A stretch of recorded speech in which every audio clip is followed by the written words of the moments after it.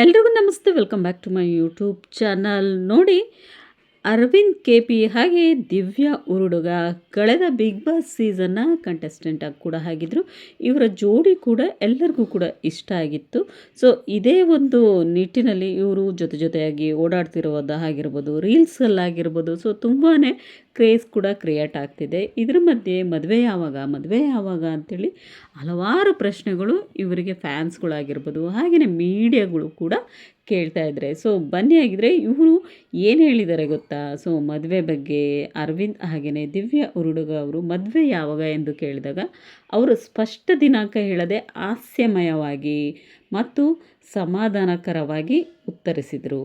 So ಇಬ್ಬರು ಈಗ ತಮ್ಮ ಕೆಲಸ ಮತ್ತು ಕರಿಯರ್ ಮೇಲೆ ಹೆಚ್ಚು ಗಮನ ಹರಿಸುತ್ತಿದ್ದೇವೆ, ಸರಿಯಾದ ಸಮಯ ಬಂದಾಗ ಖಂಡಿತ ಹೇಳ್ತೇವೆ ಎಂದು ತಿಳಿಸಿದ್ದಾರೆ.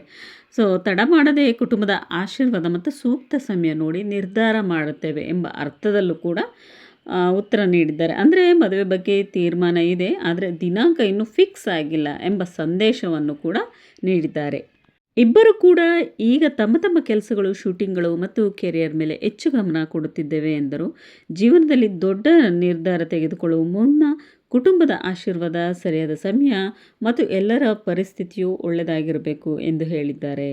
ಸೊ ಆದ್ದರಿಂದ ತುರ್ತಾಗಿ ಮದುವೆ ದಿನಾಂಕ ಫಿಕ್ಸ್ ಮಾಡದೆ ಎಲ್ಲವೂ ಸರಿಯಾದಾಗ ಖಂಡಿತವಾಗಿ ಎಲ್ಲರಿಗೂ ತಿಳಿಸುತ್ತೇವೆ ಅಂತಲೂ ಹೇಳಿದ್ದಾರೆ. ಇವರ ಉತ್ತರದಲ್ಲಿ ಒಂದು ಸ್ಪಷ್ಟ ಸಂದೇಶ ಇತ್ತು. ಮದುವೆ ಬಗ್ಗೆ ಯೋಚನೆ ಇದೆ, ಆದರೆ ಅದು ಸರಿಯಾದ ಸಮಯದಲ್ಲಿ ಮಾತ್ರ ನಡಿಬೇಕು. ಅಭಿಮಾನಿಗಳ ಪ್ರೀತಿ ಮತ್ತು ಕಾಳಜಿಗೆ ಧನ್ಯವಾದಗಳು. ನಮ್ಮ ಸಂತೋಷದ ಸುದ್ದಿಯನ್ನು ಸರಿಯಾದ ಸಮಯದಲ್ಲಿ ಖಂಡಿತ ನಿಮಗೆ ಹೇಳುತ್ತೇವೆ ಎಂದು ಹೇಳಿದರು.